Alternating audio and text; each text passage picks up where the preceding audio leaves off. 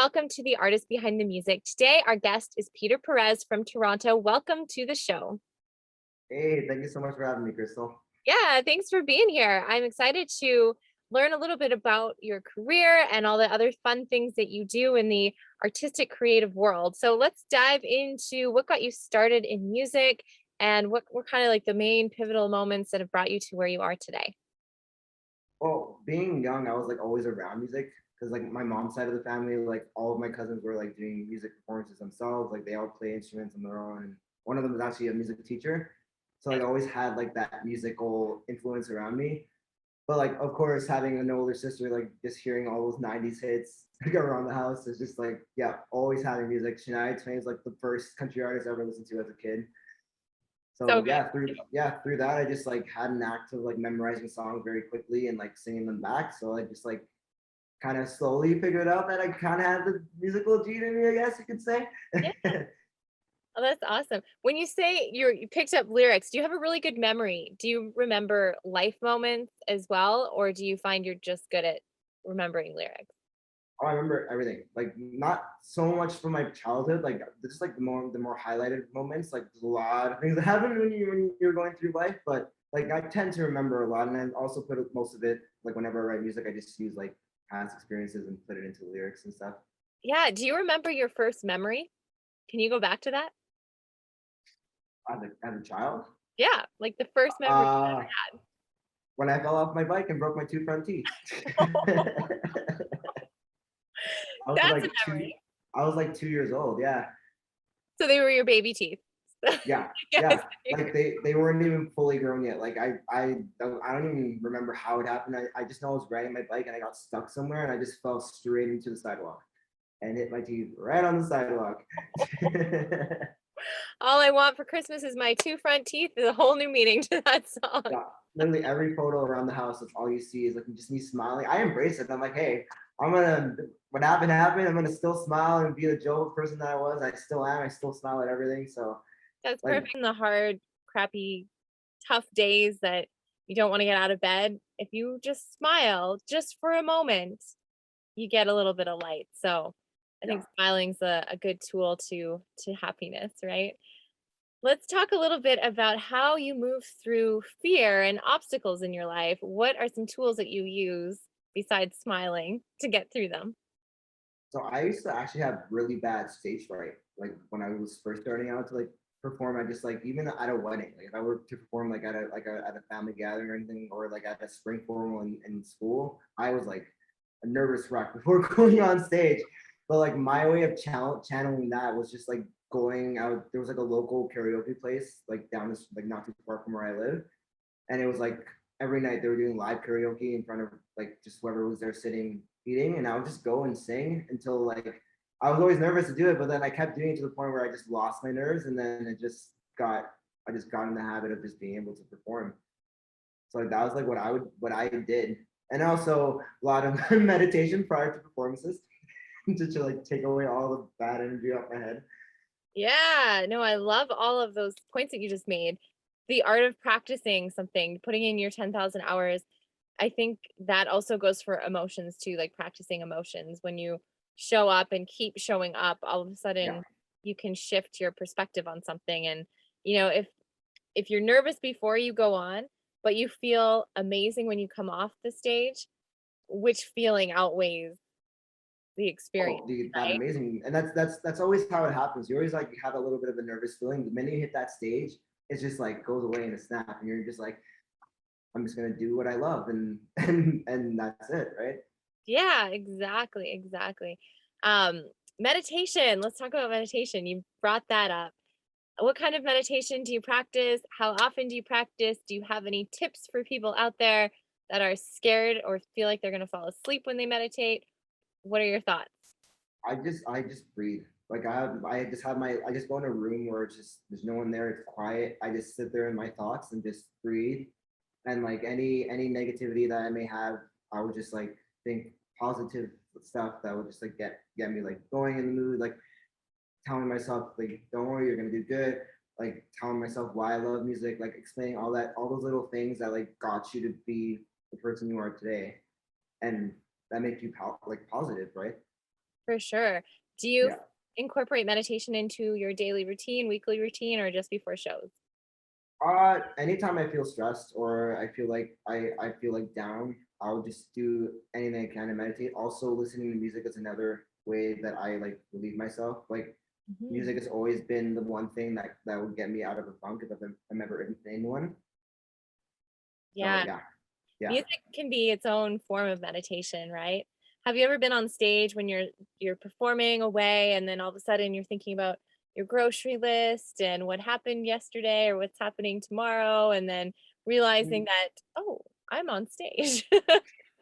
Not normally. The only thing I'll ever think of is if I'm performing and then like I notice. Obviously, the crowd won't notice it, but you as a performer notice if you do anything wrong or if you make like a slight mistake. That will be in my head. If I say I forget a lyric or if I like sing off pitch for a certain like for like part of the song, that will be in my head for the rest of probably the night. But like also not letting it affect me for the rest of the performance. Because of course you gotta show that you didn't make a mistake when you're performing. But like tends to do that whenever I like get a break from it, I just go again, meditate.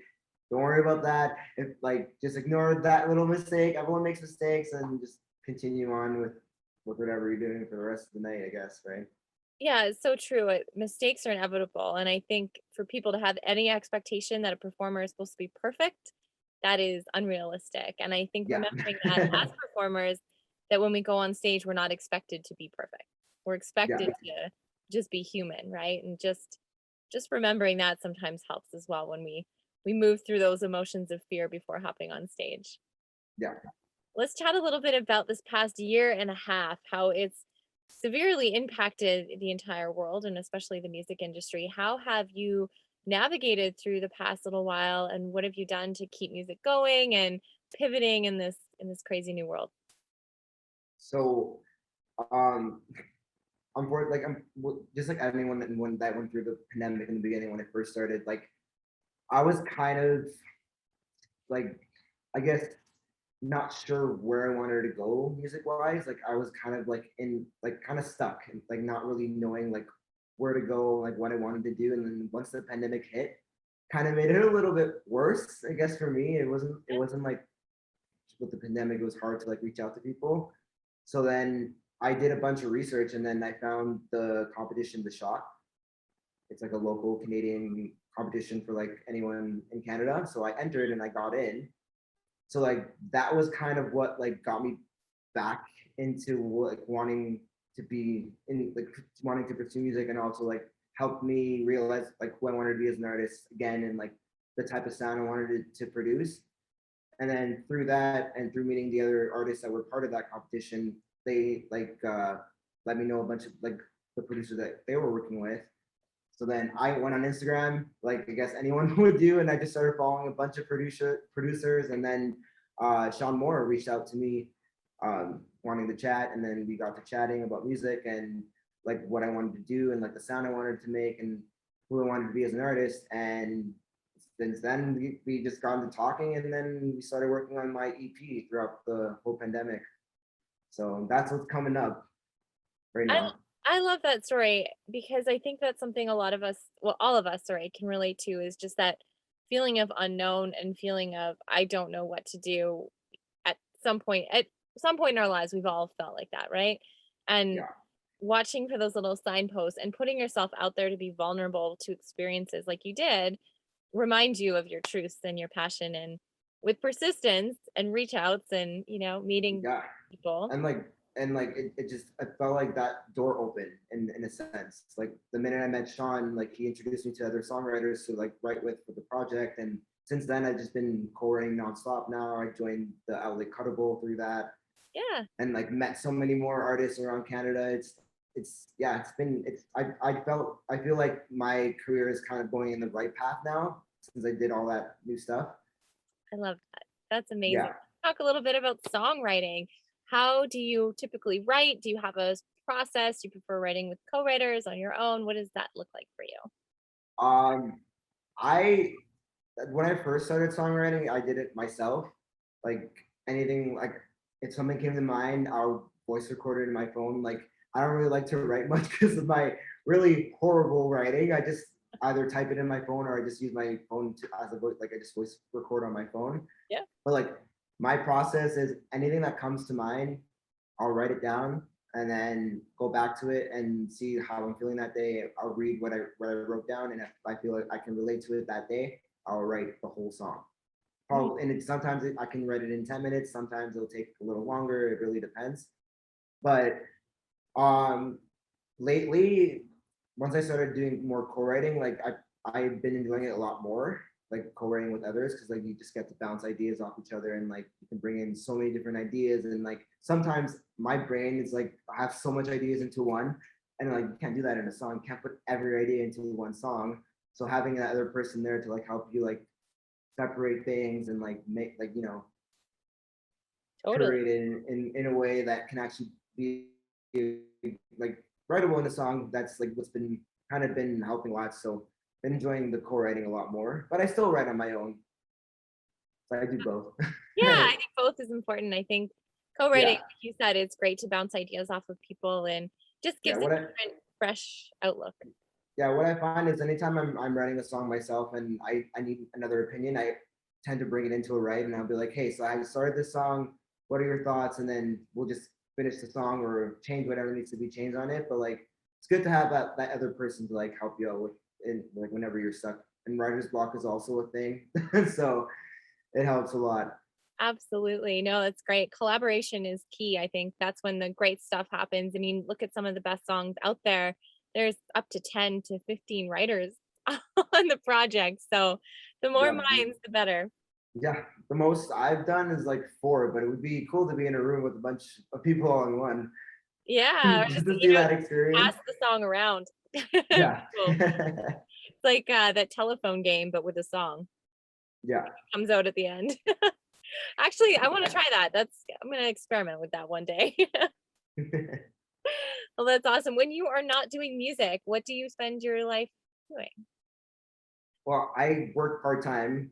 I unfortunately I wish I could do music full time, but it's it's tough when you're starting out. So I just work part time, but I also do media on the side as well. So I do videography, editing, graphic design. So I do that freelancing.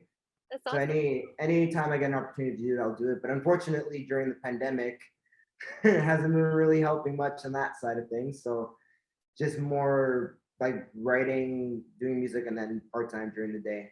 Yeah, and you were saying you edited your own music video? Last year, yeah, Yeah. See? yeah, Gotta get creative in these times, which is perfect. Oh, that's yeah, awesome. yeah.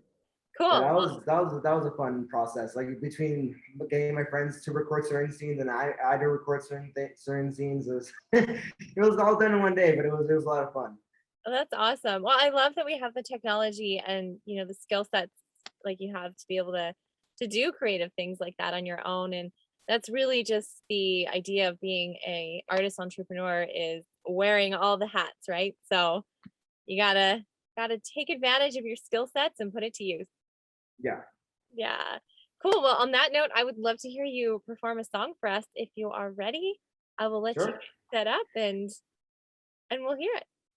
So the song I'm going to sing, it's going to be my next single, and it's called Let You Go. And it's about when you're fresh out of a relationship and you're trying to move on, but you still find those little things that are trying to get you back. Hope you guys enjoy.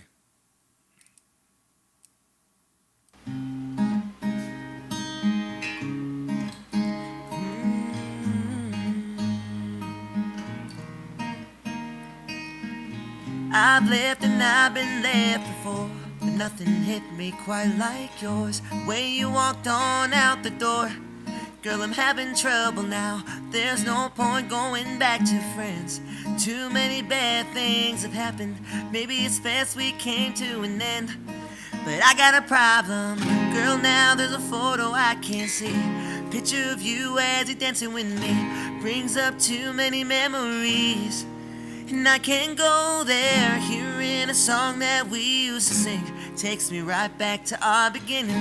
But I wanna stop remembering, 'cause I can't let you go. Girl, I can't let you go.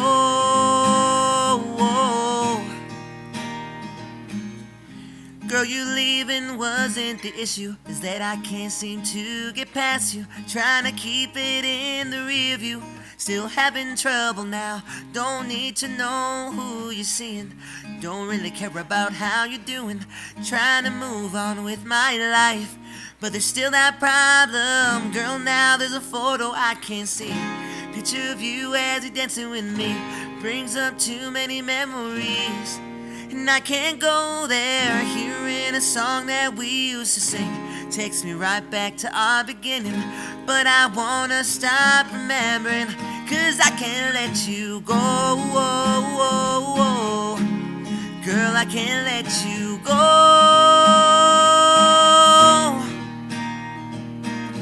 I wish that you were in my shoes. Seems like there's no forgetting you, and it's all I wanna do. Yeah, that's my problem. Girl, now there's a photo I can't see. Picture of you as you're dancing with me. Brings up too many memories. And I can't go there. Hearing a song that we used to sing takes me right back to our beginning. But I wanna stop remembering, 'cause I can't let you go. Girl, I can't let you go. Girl, I can't let you go. Girl, I can't let you go. Oh, I can't let you go. Thank you. Woo! Thank you. I love that song. It's great. Super catchy. Just ready to it's got a good groove. I want to drive when I'm hearing that. Yeah. So the production on it is actually very, very different from Sold. It's still on like the pop side of things, but it has a little bit of a rock influence on it. It's really, really good. Yeah, I love it. No, it's great. I love pop, rock, country, all the genres. So good. Great. Well, thank you so much for being on The Artist Behind the Music. I always like to ask the question, if you had one message to share with the world, what would that be? Oh, Oh, no. I know. That was a big question. I can't prepare you for this. It's just got to fly off your tongue. Oh no. And you're not like married to this answer. You can change it tomorrow. What was the question? If you had one message to share with the world, what would it be? Just be just keep being you. Don't give up on your dreams. And if you feel like you're ever stuck, keep on going and don't stop, and always look to the brightest side of the future, I guess you can say. Well said, my friend. That's a beautiful answer. Thank Something that you. we can all live by. So that's great. Well, Peter, thank you again so much for being on the show, and I cannot wait to hear and see all that you have coming up. Congratulations on everything so far, and we'll chat with you soon. Thank you so much for having me.